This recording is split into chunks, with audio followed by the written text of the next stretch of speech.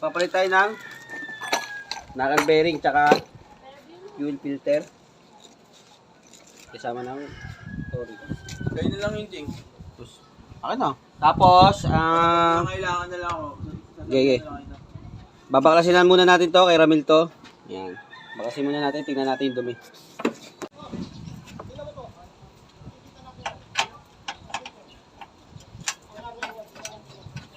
After ano?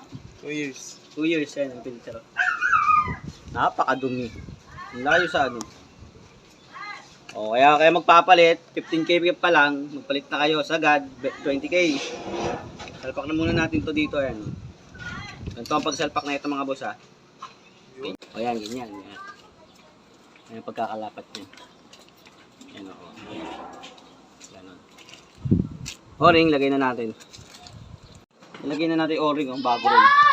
Siyempre, salpak na. Ito yung salpak-salpakan.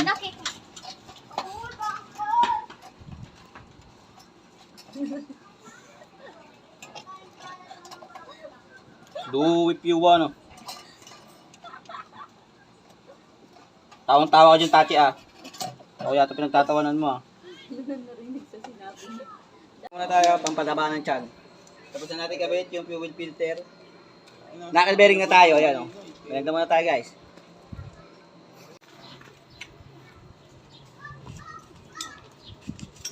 Natandaan ko ngayon taas. Ito. Papalitan na natin. Ano papalit natin?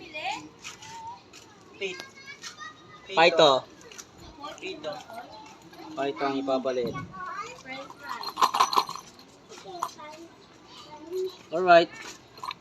Hindi, Mil. Ganun din siya. Yung mahirapan. Oo, ilalagay mo lang din yung ano.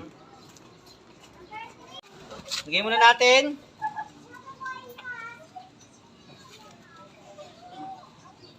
Paito. Gege.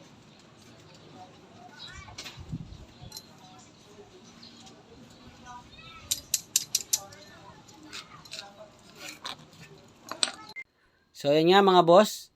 Diyan sa part na yan, all goods na yan. At nakalimutan na natin mag-exit ng video. Kaya salamat sa email. Maraming salamat sa tiwala. Peace bomb!